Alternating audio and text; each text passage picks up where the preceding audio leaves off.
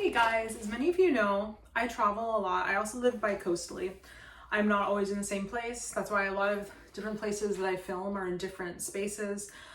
I travel a lot. I live a lot of different little places, and I am going to be traveling soon and on a plane. And since I travel so much, I've done like videos. I think I've done like vacation videos, and yeah, I have, in places where I've traveled to, stuff like that, like Hawaii. You guys see a lot of my stuff from England and like other places that I've been to, like on Instagram and things like that. But this time I wanted to show you like what I have in my bag as an autistic goth person. Like, what do I have in my bag? Because I've always wanted to do how I travel, what I travel with video. So I have my backpack that I have, and I'm going to be staying somewhere for quite some time. So I actually did bring a suitcase, and I did a capsule wardrobe. I did like a capsule wardrobe of like interesting like outfits and simple outfits and different things that I can wear to dinners and museums and things that I can just chill. And I take my clients everywhere I work. Both of my jobs are from home. So it's really cool. And I found out, this is really awesome. I found out that the place that I'm going actually has a Planet Fitness. So that's really awesome. And I'm really excited about that. So I can still get my gym time in. I do most of my workouts from home because I'm a personal trainer and nutrition coach, wellness coach on the side. That's my second job. And then my other job is I coach online, and I coach people who are like neurodivergent. So I have like a really mini laptop that my workplace gave me, has lent me for, you know, while I'm working there, and I'll be able to just go and travel and do that stuff. So I'm going to show you things that I bring. Let's get into the video. This is what I bring on the plane. So the main thing that I bring is this little mini Trader Joe's like tote bag. These are really cute and they're really tiny, and it fits pretty much everything I need. The first thing I have is The Lost Apothecary by Sarah Penner. I have like a book. That is what I'm bringing so that I can have some in-flight entertainment, some book reading. Of course, I'm going to have my headphones, and I'm bringing like little tiny ear loops as well. But I usually just use my headphones. But if it gets too cumbersome or I'm like not in the mood, that's fine. Next thing that we're gonna go to is snacks. I have these, I have some macadamia nuts in my backpack. It's gonna be overhead, but then I have these less salt, dry roasted and salted pistachios. But I have salty snacks as well because I have something called POTS. I have POTS and vasovagal syncope, so I have like some salty snacks in here. I have like some sugar as well. I'm going to be bringing a very large bottle of water. I drink it, and then I'll probably refill it at the water station once I check in. The other thing I have in my bag is a mask. I always bring masks to wear on the plane just in case I'm not feeling well or somebody else next to me is not feeling well. I wear it sometimes I do not.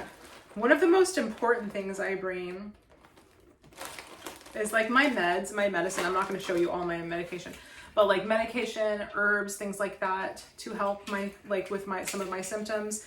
This is one of the most important things that I bring. If you guys haven't seen this and you are neurodivergent, I definitely want to recommend this to you. Most airport employees are trained to recognize this, and also you can go and talk to the airline places and ask for special accommodations if you have a hard time getting around or understanding things, and they will help you. Just go to the checkout desk and they can help you. This is a sunflower lanyard, and I wear this around my neck so that if I need help or if I go nonverbal or get scared or have anxiety, like basically they can take this card, they can look at the back, they can call one of my family members or call my boyfriend. He's my emergency contact. He's actually going to be helping me pretty soon because I have to go through some intense treatment to treat my POTS and vasovagal syncope because I have it pretty severely. And so that is something that I will be doing in the fall at some point. I'm going to be coming back to California, staying for like a month or two, going to a specialist. My cardiologist is setting me up with a specialist so I can get help. And anyway, so my boyfriend, his number is on the back. And also it's a really good idea if you get scared or nonverbal, go nonverbal, or if you just get kind of nervous and it's hard for you to explain things, to screenshot like an emergency contact so you can like show people. And it's really cool because my boyfriend knows that sometimes I shut down, I can't like speak properly, or I get nervous and start crying if I'm having a meltdown or if I'm having anxiety. And so he said, what you can do is show my number to the TSA agent and like have like a little note, like, please call this person. He goes, and I can call them and talk them through. So not everybody needs us to do that, but I think it's a good idea, like especially if you have anxiety or meltdowns. So I just wanted to be there for you, hold that space for you, and just let you know you are not alone. I love having like a good friend or a loved one, just somebody a loved one, like family member or a significant other, they can help assist. And so he's very like, he knows like we have little things. I can send him like a little snowflake to be like, emergency, emergency. He can call me. We have like little, just little symbols that we can send back to each other if it's an emergency. And I have a friend who also helps me with that. So if I have an emergency, I'll just send them like a little symbol, and then they call me and they're like, hey, what's going on? So that's kind of awesome. The other thing I have, these are really good organic roasted teriyaki seaweed snacks. These are awesome for my gluten-free people. I'm gluten-free. These help me like for like a nice salty snack. It has some good iodine in there. The other thing I have is like this little fruit leather. I'm also going to be bringing a bag of fruit just so I can get my antioxidants and just like have something fresh and yummy.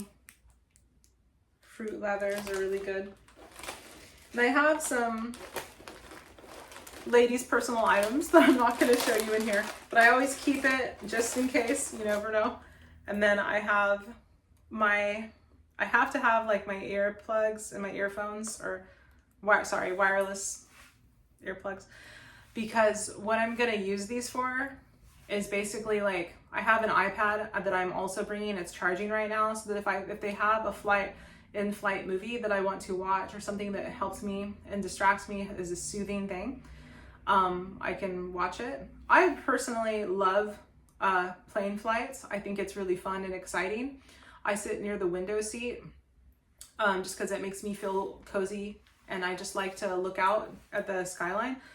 But also, one thing that I really like about it is that I just kind of like, sometimes I'm not really in the mood to interact with a bunch of people. So I want to give you a tip. If you're somebody who's a little bit sensory avoiding, the window seat seems pretty cool, just because you won't have an aisle seat. Some of my friends have tripped out a little bit. Even some of my neurotypical friends do not like the aisle seat. Some people love it. Some people really enjoy it, but you might be less likely to catch as many germs like if you maybe sit by a window seat. That's what a doctor told me. My doctor told me. I don't know if that's true or not, but I think that is true, because you're not going to be like in the aisle, and it also won't be as like invading. But that's just me. If you like the aisle seat, go for it. So that's what I have in my bag. Oh, one more thing. Okay, two more things. Sorry, forgot Stim Toys. My fidget spinner. This is really cool. But if you want something that doesn't make that much noise, the Ono roller, or like a roller that's kind of quiet, is really awesome.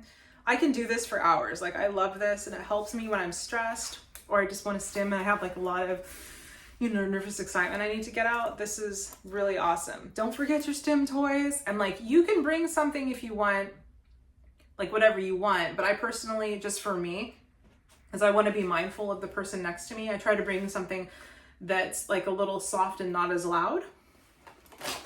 Anyway, I hope that gives you guys some great ideas of like how to travel and different things to do when you're neurodivergent. And also, if you have POTS, please, or vasovagal syncope, please stay hydrated.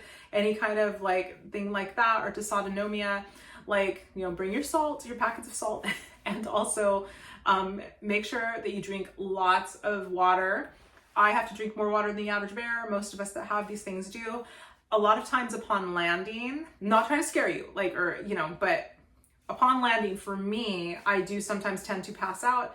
So I just like let stewardesses know, oh yeah, sometimes that happens just because the cabin pressure and everything, you know, kind of drops a little bit faster sometimes. And sometimes, you know, they try to do it so it drops slower, but it still affects me. So sometimes I'm a little dizzy. So you can also ask for assistance if you need like a wheelchair or something, or if you just need to sit there for like 5 or 10 minutes, just tell them and just let them know, you know. And if you need assistance, do not be embarrassed. Like it doesn't matter what level, or like, you know, everything's a spectrum of like whatever level you think you are. It's a spectrum. So that means that it's not like, it's hard to explain. It's not like linear. It's just like sometimes you can seem like totally functional, and other times the same day you don't feel functional at all. And that's okay. That's okay. So like, don't worry about that. There's like, you know, it's a spectrum. So it's like people are like, oh, you must be super high functioning. And I'm like, not always. No. Like, I actually don't even drive. There's different things that I don't do. I even have some friends that are nonverbal that can do stuff that I can't do, and I can do things that they can't do. And that's why it's a spectrum. So don't feel embarrassed, you know, just call the airlines and let them know, hey, I need a little bit of assistance. I need a little bit of help, and they will be there to help you. And if they are not there to help you, they suck. Also, I wanted to tell you that there are certain airlines, not all of them, but certain airlines do have like kind of rooms where you can sit there and just chill out, and like, you know, just to stim and just like have a quiet space that's away from the rest of the airport if you're in a really busy airport. But make sure that you call and find out which ones, if you want those accommodations. Not all of them have them. So anyway, happy traveling. I hope this video finds you well, and I hope you have a wonderful rest of your day. Bye.